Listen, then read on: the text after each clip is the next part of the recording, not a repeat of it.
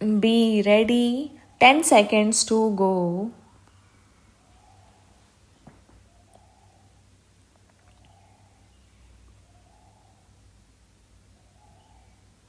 Start. Honorable Speaker, Sir, to meet the needs of Amrit Kal and to facilitate optimum regulation in the financial sector, public consultation, as necessary and feasible, will be brought to the process of regulation making and issuing subsidiary directions to simplify, ease and reduce cost of compliance. Financial sector regulators will be requested to carry out a comprehensive review of existing regulations.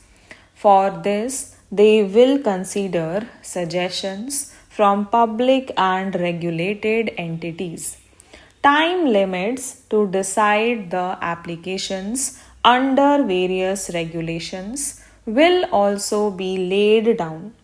To enhance business activities in GIFT IFSC, the following measures will be taken: delegating powers under the SEZ Act to IFSCA to avoid dual regulation, setting up a single window IT system for registration and approval from IFSCA, SEZ authorities, etc., permitting acquisition, financing by IFSC banking units of foreign banks, establishing a subsidiary of Exim Bank for trade refinancing, amending IFSCA Act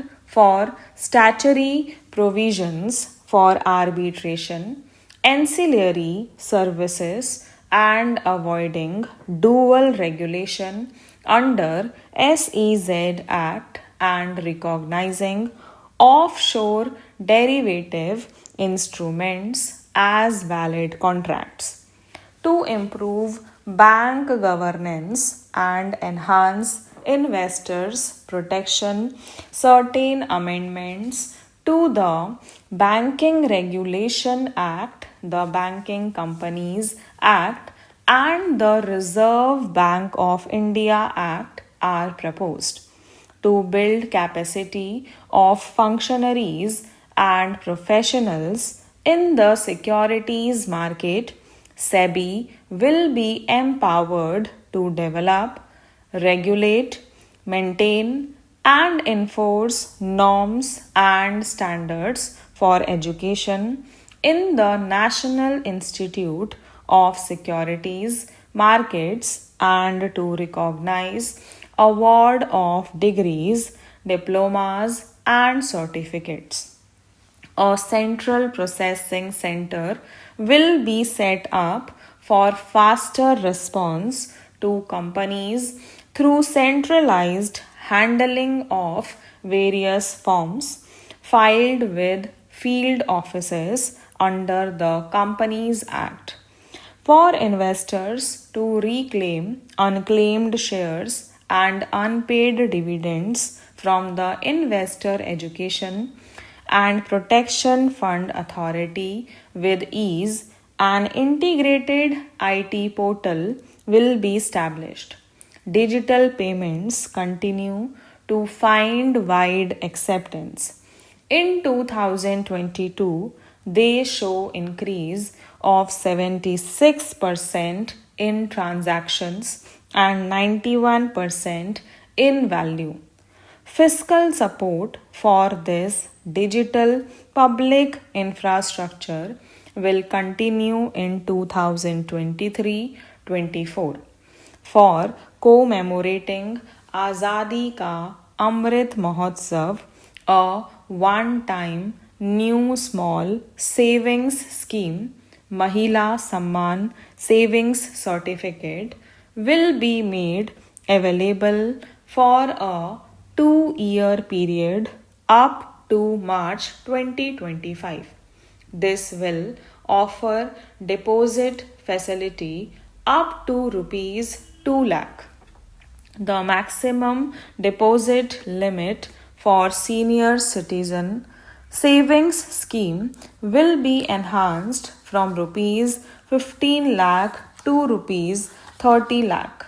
The maximum deposit limit for monthly income account scheme will be enhanced from rupees 4.5 lakh to rupees 9 lakh for single account and from rupees 9 lakh to rupees 15 lakh for joint account.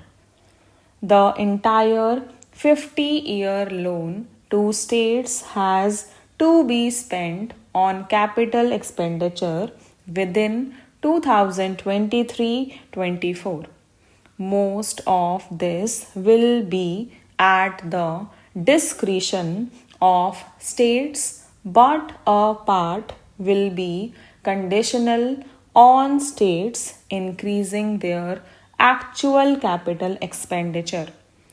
Parts of the outlay will also be linked to or allocated for the following purposes: scrapping old government vehicles, urban planning reforms and actions, financing reforms in urban local bodies to make them credit worthy for municipal bonds, housing for police personnel above or as part of police stations, constructing unity malls, children and adolescents, libraries, and digital infrastructure, and state share of capital expenditure of central schemes. States will be allowed a fiscal deficit of 3.5% of GSDP, of which 0.5% will be tied to power sector reforms. The revised estimate of the total receipts other than borrowings is rupees 24 lakh crore, of which the net tax receipts are rupees 21 lakh crore. The revised estimate of the total expenditure is rupees 42 lakh crore, of which the capital expenditure is about rupees 7.3 lakh crore.